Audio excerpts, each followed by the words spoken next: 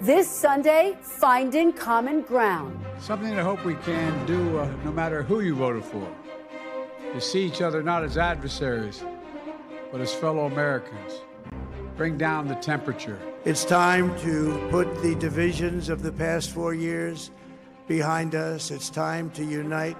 In this deeply divided nation, how do we talk to one another and bridge the divide? What I really want is all the vitriolicness, the ugliness, the threats, the violence, the pitting us against each other to please stop. We're in a time of very divided government and a very partisan atmosphere in Washington. I wish it were not. What is the path forward? It's a scary time in America right now. Things are just not going well. We are in a moral crisis right now, and it won't get better unless we act. My guests this morning, Republican Senator James Lankford of Oklahoma and Democratic Senator Raphael Warncok of Georgia, the only two clergy members serving in the U.S. Senate. Joining me for insight and analysis are presidential historian Doris Kearns Goodwin, Russell Moore, the editor-in-chief of Christianity Today, and NBC News correspondent Antonia Hylton. Welcome to Sunday and a special edition of Meet the Press. From NBC News in Washington, the longest-running show in television history, this is a special edition of Meet the Press with Kristen Welker. Good Sunday morning. We begin with the question, can Americans keep talking to each other even when they disagree? With political polarization at an all-time high, is it even possible? A record high 80% of U.S. adults believe that Americans are greatly divided on the most important values. Just 18% believe the country is united. Americans today dislike and distrust those from opposing political parties more than they did in the past. Growing shares in each party describe those in the other party as more close-minded, dishonest, immoral, and unintelligent than other Americans. Nearly 2/3 of Americans say they always or often feel exhausted when thinking about politics. 55% feel angry. Just 10% say they always or often feel hopeful. In his first inaugural address, as civil war threatened to break the country apart, Abraham Lincoln famously said, "We are not enemies, but friends. We must not be enemies. Though passion may have strained, it must not break our bonds of affection." Over the decades, American presidents facing a divided country have returned to Lincoln and called for Americans to talk to each other. We don't have to call each other names anymore. We have honest differences. We don't have to be mad. We don't have to, we don't have to be angry at each other on a human level, but we got honest differences. Sometimes our differences run so deep, it seems we share a continent, but not a country. We do not accept this, and we will not allow it. It's one of the few regrets of my presidency that the rancor and suspicion between the parties has gotten worse instead of better. I have no doubt a president with the gifts of Lincoln or Roosevelt might have better bridged the divide. And I guarantee I'll keep trying to be better so long as I hold this office. To take us through where we stand, I'm joined by my colleague, NBC News political correspondent Steve Kornacki. Steve, break it down for us. Yeah, Kristen, I guess you could say there's consensus, but the consensus is on how fundamentally divided we are as a country. Again, you showed this a minute ago. This isn't even about issues. This is just about the basic values we have as Americans. Do you think we're united or greatly divided on those values? 8 out of 10 saying we are greatly divided on values. And this cuts across party lines. You can see it right here. Democrats, Republicans, independents, very few of any of them say we are united on values. And just to put this in some context, it doesn't have to be this way. It wasn't always this way. This right here, you're looking at numbers right after 9/11. Obviously, that's an extreme moment in our history. But again, look at the unity the country was feeling at that moment. And, 2 decades later, look how far those numbers have descended since 9/11. So some context, some perspective there. And again, you get to the issue then of how each side of the divide looks at each other. And again, what you see here are numbers that tell you this goes beyond policy differences. This goes goes beyond just basic disagreements about issues. You're asking each party about what they think of the other party. So you're asking Democrats, do you think that Republicans respect democratic institutions? Not many Democrats say that about Republicans. Not many Republicans say that about Democrats. Do you think the other party governs honestly? Almost no Democrats, almost no Republicans say that about the other party. You see it here, too, on the question of tolerating different types of people. So the view that each side has of the other, it's deep, deep suspicion, hostility between the two parties, between the two sides of the divide. How does this play out in our elections? How did it play out in November? We talk about the different demographic divides that have been driving elections now. Gender, one of them. This goes back decades. We've really had a gender gap since 1980. In this election, Trump winning men by 12, Harris winning women by 8, a gender gap of 20 points. Third straight election, the gender gap was at least 20 points. We see it on marriage. Married voters, heavily for Trump. Unmarried, heavily for Harris. We see it among white voters, not so much yet with non-white voters. We're keeping an eye on that. College degree. Without a degree, Trump wins by 34 points. White voters with a degree, Harris by 8. An enormous gap right there. And then you could take a look right here as well in terms of how this would look on the map. These are all the counties in the country. This is over 3,100 counties, and you think of those demographic divides, Trump cleaning up with blue-collar voters, white voters without college degrees. You see that in a lot of rural areas, a lot of small population counties all over the country. Look at all of that red. Meanwhile, Democrats doing well with voters with college degrees, suburbanites, city dwellers. So you see the Democratic base is much more narrow geographically in sort of population-dense areas. That's what the divide looks like there, and you just see within this, look at this, the number of blowout counties where there's at least a 50-point margin in the presidential race, a fourfold increase in the last generation. We can reduce this, though, to a very microscopic level, precinct level. These are areas within cities and towns. We might have found the two most polar opposite demographically precincts in the country. I just want to show you them here. One is Hyde Park, Chicago. This is upscale. This is where Barack Obama's from. High median income. Everyone has a college degree, a high school degree. Look at this. More than 3/4 have a postgraduate degree in this precinct. Harris wins it overwhelmingly.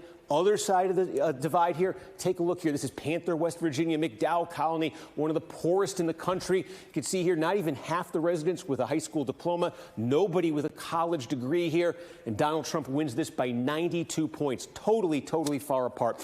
If there's one silver lining maybe we could see when it comes to polarization, though, just quickly, it is this. There is less overall racial polarization coming out of this election. Go back to 2016. Trump won white voters by 20. Clinton back then won non-white by 53. That was a 73-point gap. This time, 15-31. The racial gap narrowed this election. Donald Trump did much better with Latino voters, Asian American voters. We do have less racial polarization, but we still overall, Kristen, obviously have a ton of polarization. Yeah, the numbers really tell the tale of just how divided we are. Steve Kornacki, thank you so much. And joining me now are the only two ordained ministers in the Senate, Democratic Senator Raphael Warncok of Georgia and Republican Senator James Lankford of Oklahoma. Welcome back to Meet the Press to both of you. Thank you. Good to be back again. Great to be with you. Thank you both for being here. It is so great to have you both here for this bipartisan conversation. And we really want to focus on how we can restore bipartisanship in Washington and also those conversations across America that just aren't happening. You are two senators who care deeply about bipartisanship, and it comes at a time when we are very fractured here in Washington as a nation. I wonder if you can take me behind the scenes, and Senator Warnock, you can begin. Do you all have conversations about how you can restore bipartisanship? Are those conversations happening? Absolutely, and I can tell you that for me, and I'm sure Senator Lankford would agree, bipartisan work is as basic as the American covenant, e pluribus unum, out of many one. And so, we have differences of opinion, but the issue is our humanity and trying to build and strengthen the American family. That's the spirit with which I come to this work. It's informed by my years as a pastor. I still lead my church. And I'm deeply honored to work with Senator Lankford, and this week and in recent days, we've been trying to think about ways we can do more work together. Senator Lankford, tell me about some of those conversations. How do you start the conversation of how you can do more work together? So what's interesting is I really don't think of this as bipartisan work. This is just American work. Most people don't think of themselves first as Republican, Democrat, Independent. They think of them first as just human beings and neighbors and people that work and in families. And so really what we're talking about is how do people who disagree sit down and figure it out? That's where we are. Unfortunately, Washington, D.C. is a mirror to the country that the country doesn't really like. Everybody looks at Washington, D.C. and says, those people yell at each other and everything else. And I typically will smile at folks when they say, those crazy people yell at each other. It's like, what was Thanksgiving like when your whole family got together last year? And what happens is family members get together that aren't together all the time. They see their differences and they have arguments. I was like, well, that's D.C. That's what's happening. People that disagree. But the difference is we're not supposed to just come here and just figure out how to be bipartisan. We're supposed to figure out how to solve problems. And two people that disagree or 100 people that disagree or 435 in the House that disagree have got to be able to sit down, be grown-ups, and say, let's talk this out. Let's figure it out. Do you feel like you're in a minority of people who care about figuring it out right now in Washington? Because certainly across the country, as we're saying, relationships, conversations are fractured. Yeah, conversations are fractured. I don't think I'm in a minority that want to figure it out. I think I'm in a minority that has hope we will figure it out. I think a lot of people just lost hope this gets better, and I think that's the emotion of the country, is they want it to be fixed, but they can't figure out how it's going to actually happen. The latest poll I saw was over 70% of the people in the country don't like the direction of the country. That's not a political statement. It's an emotional statement, like what's happening to us as Americans. And my basic statement is, well, Americans are all made up of individual Americans. When each person decides they're going to do it different, America decides they're going to do it different. Let me give you some more polls, because you're absolutely right. Almost 2/3 of people say they feel exhausted when they think about politics. 55% say they feel angry. More than 60% say having political conversations with people they disagree with is stressful and frustrating. Senator Warnock, how did we get here? Well, you know, as a pastor, I've sat in my study many times with families that are struggling, and I think what's important is to remember that you're family. Right. And I think that what we're dealing with is the fundamental assault on that basic understanding that we are the American family, and all families have a complicated story. You know, we sort of gloss over things, but just beneath the surface at the family reunion, there are stories, there are parts of our family life that, you know, we may not necessarily want to talk about, but it's all there. And the issue is remembering that you're still family. We have differences, but we sit together and we work it out. Now, a lot of these differences are structural. I do agree that Washington, in some ways, in many ways, is a reflection of the country, but there are some structural issues, like gerrymandering, partisan racial gerrymandering, that fracture the country, the ways in which people's voices have been squeezed out of their democracy. I think that there are many issues. I'll pick one fraught issue, like gun violence. There's a Fox News poll that said 86% of Americans believe that we ought to have just basic background checks when it comes to gun violence. And yet we can't seem to get legislation that reflects anything near that level of agreement between the left and the right among ordinary citizens. We have to fix that. Senator Lankford, what do you make of that, an issue like gun violence, where we are seeing over and over again these school shootings that rip schools, rip communities apart? Do you think there will be a time when and there have been moments of bipartisanship on this issue, but few and far between. Do you think there's space for something larger getting done? So I still go back to the most basic issue. Gun violence issues really break down in family issues.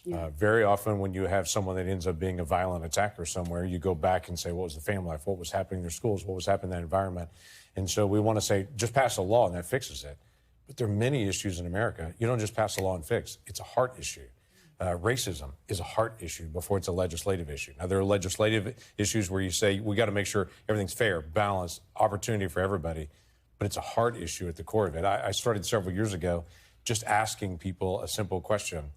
Has your family ever invited a family of another race to your home for dinner? And most of the people caught me of all races and said, well, I have friends of other races. I was like, that's not what I asked. Wow. In your home, has a family of another race ever been in your home and shared a meal? And most people I talk to of every race of Americans have said, no, that's never happened. I said, well, that's a barrier, literally at our front door, where our kids aren't growing up seeing families of other races around the kitchen table and just having normal conversations. That's a hard issue and a family issue to be able to work through. Same thing with gun violence and other things, to try to figure out what's happening in our culture and our society that we've got to break down to see this kind of anger and hatred. Well, another issue that you've both worked on. Go ahead, Senator. Well, look, it is a hard issue. It's a family issue. But we've got to address the fact that this doesn't happen in other countries where there are there are family issues, there are hard issues. This is the kind of bipartisan conversation that happens between two Christian brothers who have deep love and respect for one another. But I think we would agree that there's more work that can be done in this area, and we need more honest conversations like this for that to happen. Well, speaking of more work that needs to be done, I want to talk about another big issue, certainly that you've been very involved in, Senator Lankford, immigration. You were very close to getting a bipartisan immigration deal, and I know you were working hours nonstop to try to get this done. It fell apart in the end. We won't get into all of the reasons why, but you were actually censured by Republicans in Oklahoma, in your home state. What does that say, and what message does it send to people who say there's no hope for the bipartisan deals, bipartisan deals and can that, get done? again, we break down the issue on. It's not necessarily bipartisan. It's how do we solve the problem? There's a problem. How do we get together with people we disagree with and figure out how to be able to solve that? That's the ultimate issue. And the focus a lot of times here in Washington, D.C. is how to do bipartisan. When you get home, again, the conversation's not that way. It's how do you actually just solve the problem on it? And we talk a lot about bipartisan disagreements on it, but quite frankly, Democrats have fights with Democrats, Republicans have fights with Republicans.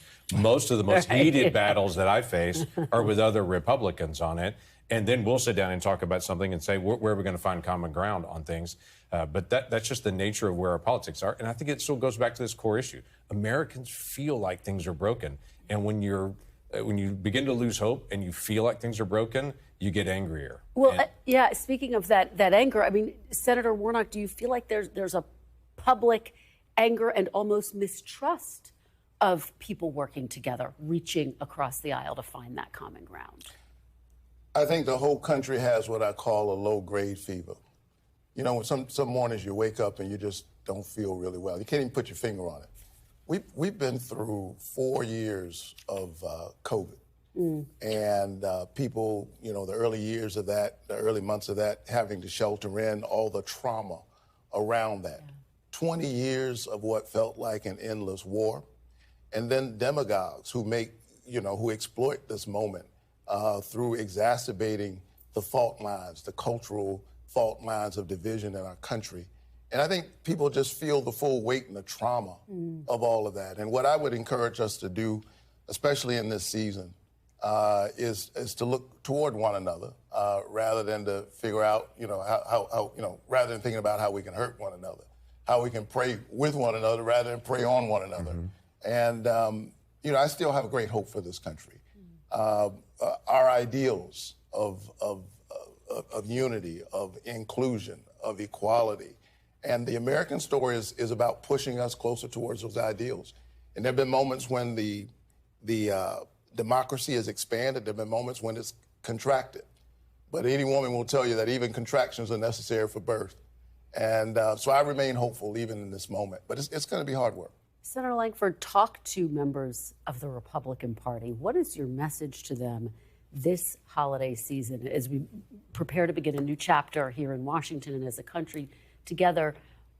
What do you think Republicans can do better to try to bring about the type of bipartisanship, the work, the spirit that you have been so dedicated to? I think the key thing is let's identify what the problem is and let's figure out how to be able to solve it. And we find great differences across the country and in different regions. A Republican in Oklahoma is different than a Republican in New York or in Maine or in Washington State. It's just different. They think differently, though we're all in the same party. So even within parties, there are differences of opinion, and there's differences of opinion between Republican and Democrat. We live next door to each other. We figure out how to be able to work it out as neighbors. We've got to be able to figure out how to be able to work it out as well. Now, that doesn't mean we give away our values. We don't have to give away values on it. I'm always looking for where do we have common ground. Compromise is a word that a lot of people throw around on it. I understand what you're trying to say, but I think what people hear, though, especially Republicans, is compromise means give up your values. No, I don't think you should give up your values. I don't think I should give up my values. But there's a lot of areas where we may have 80 or 70% that we do agree on. That's a common ground issue as Americans. Let's do that. And then as Americans think and pray about the next big problem, we'll find that area of common ground again, and let's keep moving. But the worst thing we can do is do nothing. If I can make this simple statement, every single issue that we face, we can either do nothing, something, or everything. Now, problems are so bad. Debt is so big. We're so out of control. Immigration's so out of control. Everybody in my party says, let's do everything. We got to fix it all, and we got to fix it all right now. Well, Washington's terrible at doing everything. We're terrible at it, trying to get everything done on it. But we can't do just nothing. We have to find the something that can get done so we can at least make progress, and Americans can feel progress is being made. We're doing something. We're not just sitting there complaining about the problem. We're actually going to try to solve this. Kristen, I think the problem comes when politicians center themselves rather than the people.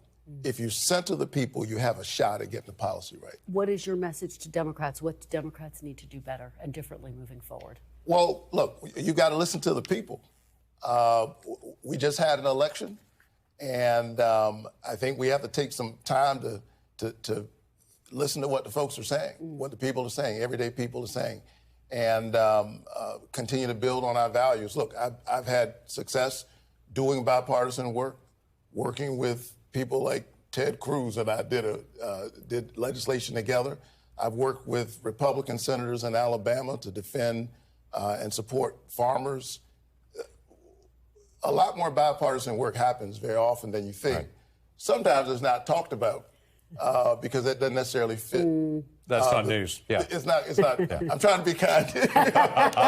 Newslikes one person doing this and one person doing this. We do more work maybe than people see. All right. Well, wonderful point there. And today, this bipartisan conversation is the news. Thank you so much for being here. But stay with us. When we come back, more of our conversation with Senators Lankford and Warnock, the only two members of clergy serving in the U.S. Senate. We'll talk about how they find common ground as faith leaders.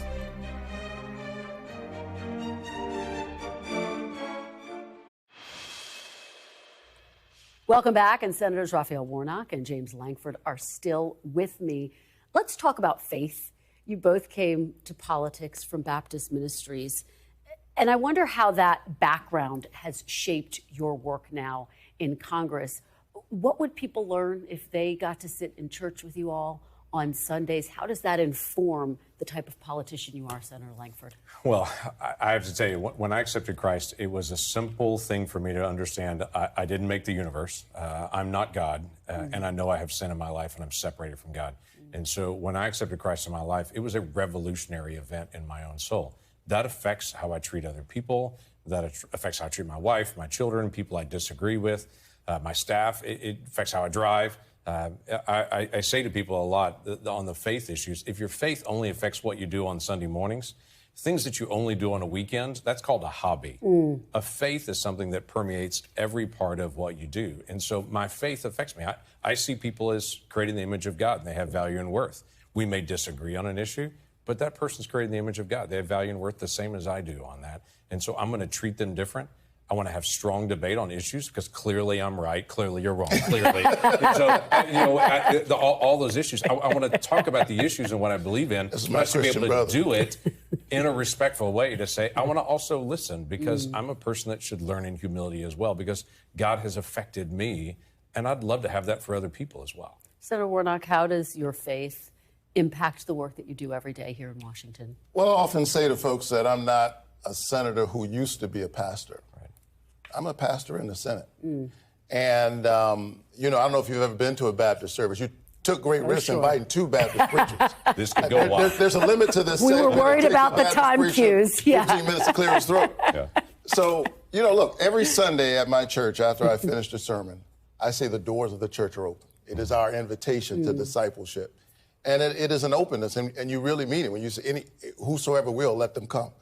I have brought that same spirit to my work in D.C. I literally mean it. Like whoever I can work with to get good things done for the people of Georgia, I will do that. And my work as a pastor, walking with people, even as you work for the people. Very often in D.C., you can't get things done at the rate that you want to get them done. But I think people need leaders that they feel walking beside them in some sense. I've spent years literally in hospital rooms. I've seen up close what happens when the diabetes, for example, gets out of control. I've been there when families have had to face the terrible news that someone has to get an amputation. And so it was those folks that I had in mind when I wrote my bill to cap the cost of insulin to $35 per month. And so I try to bring that spirit of centering people, the openness to work with anybody to get things done. Do you worry that politics is impacting people's religious faith, Senator? Well, I think that we shouldn't turn the politics into a God. No. You know, one central tenet of our faith is that you have no other God before me. And look, I don't want to turn politics into a God. I don't want to practice my faith in such a way that I'm not open to others. You know, I'm a pastor, but I believe firmly in the separation of church and state. It is the values that come from my faith that inform my work every day in D.C. and not the doctrine. And so, you know, it's important that the table is broad enough to embrace people of moral courage. Do you think, Senator Lankford, that faith can still help bridge the divide in politics? Yeah. Absolutely. And us both being Baptists, to a little Baptist history here, Baptists were kicked out of all the colonies. And originally, when we were just colonies, every colony had its own religion. There was a time in America where you had to be a certain denomination to be a leader in that area. Baptists were kicked out of all the colonies. We didn't all end up in Providence, Rhode Island, actually. That's how it became this Providence, Rhode Island, because it was open to all faiths and all backgrounds, on the unique background on it. This basic tenet of politics affecting your faith or faith affecting your politics, I believe the whole Bible. I just do. And I just believe that's truth on it. One of those truths that are in there is you should love your neighbor as yourself. And in politics right now, it seems to be most interesting when you hate your neighbor and when you attack your neighbor and you go online and go on social media and say something snarky about your neighbor. You're like, I get that's politically interesting and to get you likes on social media, but it violates a basic biblical principle of I'm going to love my neighbor as myself. And I've got to decide as a person of faith, am I going to try to be the most aggressive, angry politician, or am I going to try to be a Jesus follower who also serves in this role? And that takes me to my next question for both of you. A lot of people are about to be with family for the holidays, to celebrate a range of different holidays. And there are a lot of divisions right now in our politics and within people's families, within their friendships. So talk to people. Senator Lankford, why don't you start us off all around the country this holiday season? What would your message be about how they can restart some of those conversations that they may have lost? Well, it's the most basic thing to have a little bit of humility in relationships and to be able to sit down with people and to be able to get their story, especially with family, to say, hey, we're family. We got to figure this out on it. But for the sake of our children and our cousins and our parents, let's sit down and try to figure out ways to be able to solve this. I've never met a person that regretted solving issues in their own family. I've met a lot of people that regretted broken relationships in their family. So if a relationship is broken in your family, that affects your whole family. So do the hard work, sit down with people you disagree with and say, let's figure this out on it, because it'd be good for us for decades to be able to come on it. And that's just a basic gift to your family and to your kids, quite frankly. Senator Warnock, final thought. Our faith should not become one more tool in the arsenal of these culture wars. My faith is not a weapon, it's a bridge. And it certainly ought to be able to bridge relationships within one's own family. And so we approach this work with a degree of humility, the recognition that we don't know everything. There are things we can't even see, quite frankly, based on where we're sitting right now in this room. Literally, there are things you're seeing because where you're sitting that I don't see and vice versa. So we have to talk to one another. And in this Christmas season, I have to tell you, my favorite Christmas hymn is O Holy Night.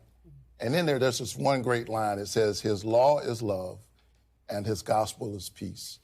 I would hope that as lawmakers, as citizens, that we will be guided by the law of love, the gospel of peace, regardless of our faith tradition, and that we will see each other's humanity. Senators Warnock and Lankford, such an important and informative conversation. An honor to have you both here. Merry Christmas to both of you. Merry Christmas. Merry Christmas. Thank you for being here. We really appreciate it. And when we come back, we continue with a special panel conversation on how our divided nation can find a path forward.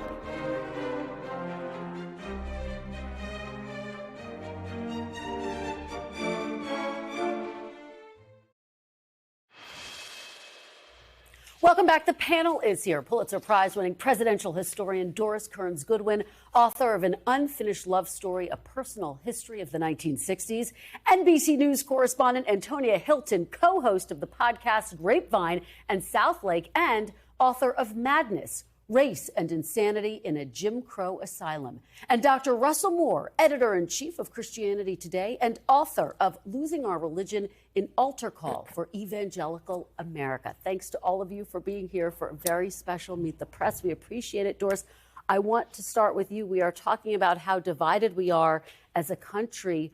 What does history tell us about these moments? What can we learn about the moments when we've been most divided in the past? I think this is where history can come to the rescue because we've been really divided at other times. I mean, I just think way, way back to the election of 1800 between Federalist John Adams and Republican Thomas Jefferson. It was so much more vitriolic than the one we just went through. Each one said the other one was an enemy to the Constitution. Each one said the other one was an existential threat. Even Martha Washington bore in on the Federalist side, saying that Jefferson was despicable, the most despicable mankind of all. They called each other atheists. They called each other monarchists. And the extraordinary thing was that they actually jailed people who were saying things bad about Adams. Adams had a 1798 law, and so that somebody had called him a bad name, he put him in jail. And so this was really, really tough. So what does Jefferson do? This is where there's an answer to this. He comes to his inauguration, and he starts off saying, we are all Federalists. We are all Republicans. We must approach each other with civility and magnanimity. We must unite for the common good. And that somehow set a tone. And then he let that law expire that allowed you to jail journalists. And he brought the journalist who had been put in jail out on a pardon, and he followed through on his idea that he would reach across the aisle and become a president. It set a tone for his own president. There's answers to these problems, as history shows. And the lesson there that words and actions indeed do matter. Dr. Moore, let me turn to you, because Doris is talking about how to emerge from an election cycle that is so divisive in a stronger way. How do you think people can work on rebuilding their relationships in the wake of this past election that we've all just witnessed? Well, that's the number one question that I get from people in their families, from people in their churches, in their communities. And especially as we're going into the holidays, a lot of people say, well, what do we do with this tense sort of sitting down at the table? And some people think, I don't want to avoid the topic, because if I do, that's somehow giving up. I don't think it is. I think we do this all the time. We don't bring up Aunt Mildred's ex-husband, or Uncle Ronnie can't handle eggnog, don't bring any to the table, or those kinds of things. All kinds of things that we don't talk about because we want to remain connected with one another. So I'll often quote a Bible verse that says, so far as is possible with you, live peaceably with all people. It's not always possible. There are going to be people who are going to insist on being divided and to argue. But I found that most people, if you say, look, we disagree. I'm not going to convince you of my views on politics. You're not going to convince me. But I really need you as mom or as brother or as friend. Can we just avoid that? Most people are willing to do that. Now, you slip and you slide and you fall. There's not a one Linus reciting Luke 2 speech that just ends everything and everything is warm again. But it does mean that you're working together toward that point of connection. And I think that's important. The importance of putting the relationship, the person, and the connection above all else. Antonia, I've been struck. You've been traveling all around this country, talking to people in communities, in places of worship, in schools. What have been your biggest takeaways about this moment of division that this country is facing? I think the major takeaways for me, they kind of break down into two things. The first is that I think our national political politics, the polarization that we see on the national stage, is seeping into and fraying local relationships. And then I think, and this one may be the more obvious one, I think we're living in a time right now where people have retreated into silos, and they're in very different information and fact ecosystems. But what's interesting is that people are responding to this dysfunction, the fear that they have about cultural or technological changes, often with actually the same strategy, even though it might look a little different because they come from different communities. So I've spent time in Texas and Oklahoma with evangelical families, and they're concerned about what's happening in the public school system. So they pull their kids out, they put them into a Christian academy because that's where their faith is affirmed. And that's where they think the books will be the most appropriate for their children, or they're concerned about the story of American history that their children will be exposed to. And so they retreat there. And then I've spent time with, for example, a black family in North Carolina ahead of the election. And they felt like the Democrats had come back time and time again and made promises to them that were not fulfilled. And so they were describing basically a lifestyle that was now hyper-local. I'm going to depend on my neighbor. I'm going to care about my kids. I'm going to worry about my job and my salary. And I don't think I'm going to participate. I need to retreat. So very different communities and people, but they're actually doing the same thing. All retreating. It's so fascinating, Antonia, to hear you map it out like that. And Doris, you actually participated in a time in history when people, instead of retreating, were coming together. The March on Washington in 1963, you were there, really the height of the civil rights movement. Here we have some footage of Dr. Martin Luther King Jr. What are the lessons for you of that moment, of that time? Oh, it was an extraordinary moment, really. I mean, it was that feeling for the first time in my life when I was part of something larger than myself. There were 250,000 other people there at that time, and you felt a sense of joyous, complete, peaceful, disciplined march. I mean, when I was carrying a sign, Catholics and Jews and Protestants unite for civil rights, and I really changed the direction of my life because we ended up singing We Shall Overcome. I felt this sense of fulfillment that many people in the 60s felt, that we were making the country a better place. I went back to college. I was going to be in international relations. I'd gotten a Fulbright to go to Paris and Brussels. I said, no, I want to live in America. I want to be part of this. And I think if we could only restore, I think what you said about silos is so important. If I had any one thing I could do as an older person now, I would have a national service program. Kids come out of high school. They have a year where the city kid goes to the country, the eastern person goes to the heartlands, and they have a service so they feel that sense of fulfillment we felt in the 60s. We can do that. It's a hard thing to do, but it's the only way we're going to break down the silos, by have them work together on a common mission. We do it in the military. Let's do it domestically at home. I'm really, really for that. All right. What a fantastic ending point for this segment, but stay with us. We have a lot more to get to when we come back. We look back on those we lost in 2024. Welcome back.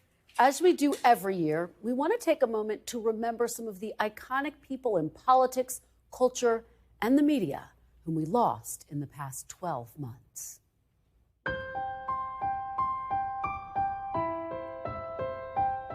This is a day for every American, including those of us who are politicians, to drop the labels. We're not Republicans, we're not Democrats, we're Americans.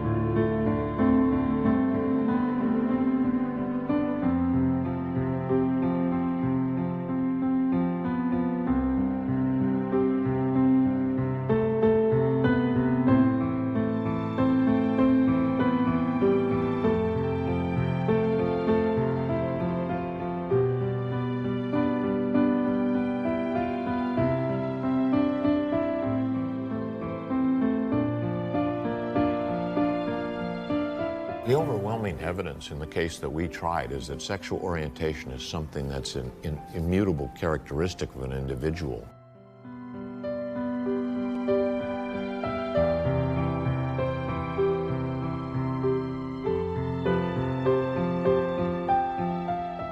We sought justice because equal pay for equal work is an American value.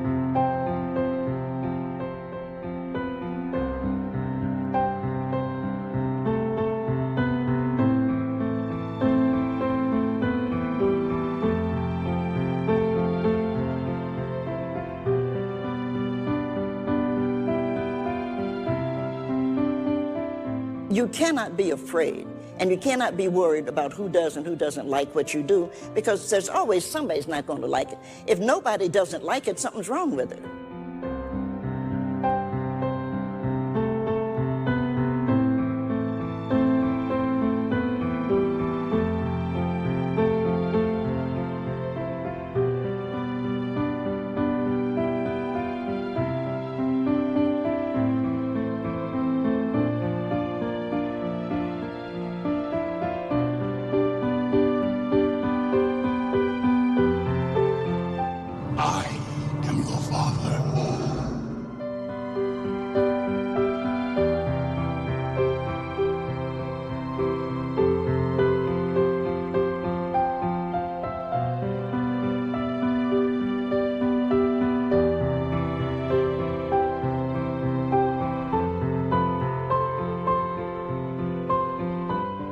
It's truly been 41 marvelous years. Do you have one memory of Meet the Press that you're going to take with you? I think it's mainly the people that I've worked with behind the scenes as well as on front. The people are what count always.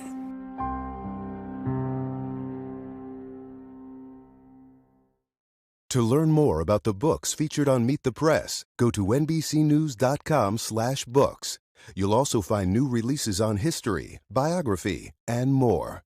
NBC News receives a commission for sales made through our website.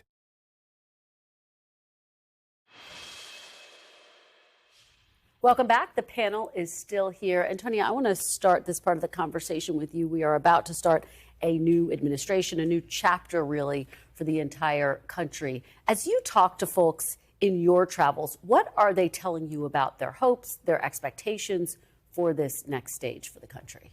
Well, I think the one thing everyone can agree on is that they are either hopeful for or bracing for immense change right now.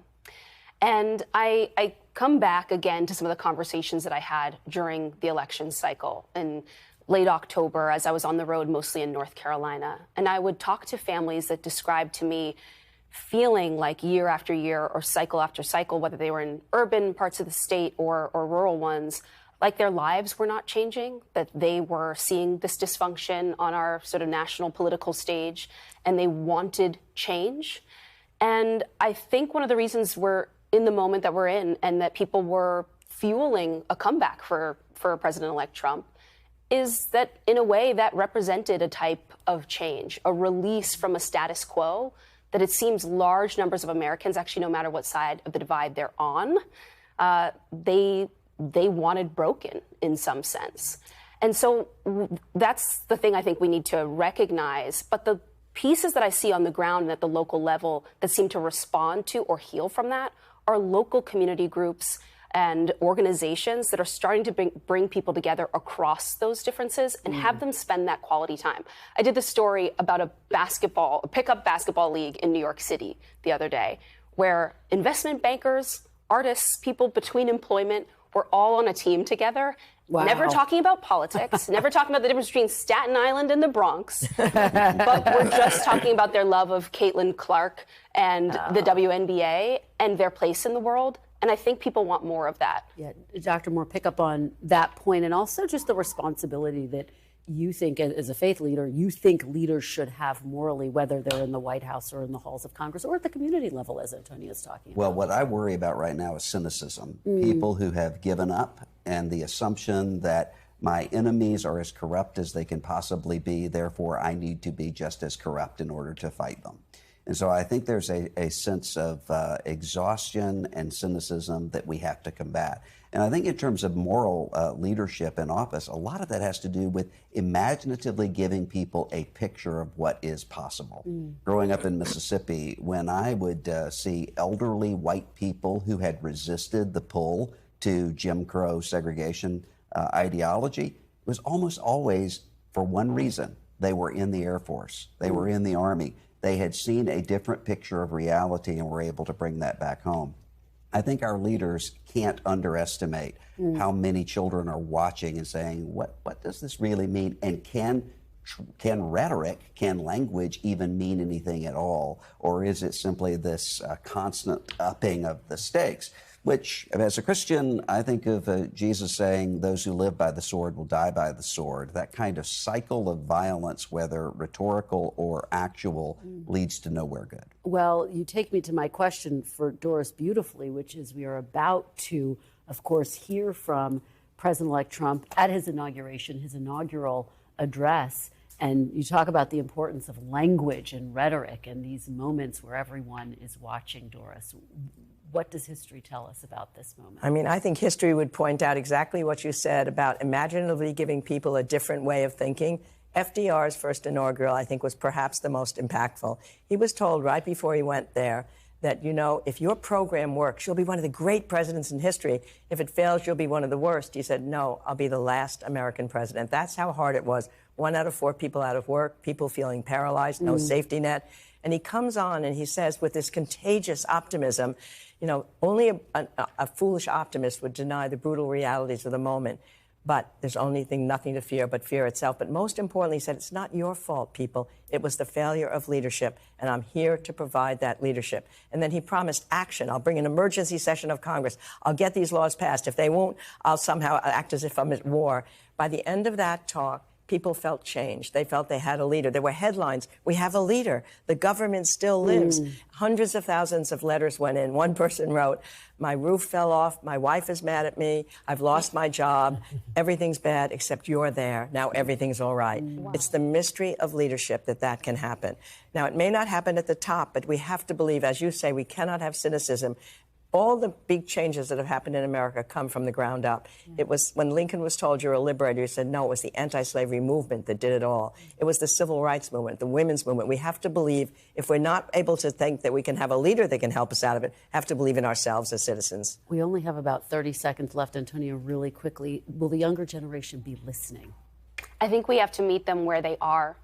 They want to learn. They want to listen. I've started asking them on the road when I meet them, what could I do to better serve you? And they tell me, start from the beginning. You need to explain to me the terms of the debate because I feel like it's running away from me. Come to the platforms where we live and the neighborhoods where we are. And that's going to be the beginning of change. Dr. Moore, we have about 20 seconds left. Your final thought. I think politics makes a good way to run a country together. It makes a terrible God. We have to have things more important than our political struggles if we're going to make it together as a country. All right. Thank you for this really incredible panel discussion. I appreciate it. That is all for today. Thank you for watching. Have a Merry Christmas and a very happy holidays. We'll be back next week because if it's Sunday, it's Meet the Press.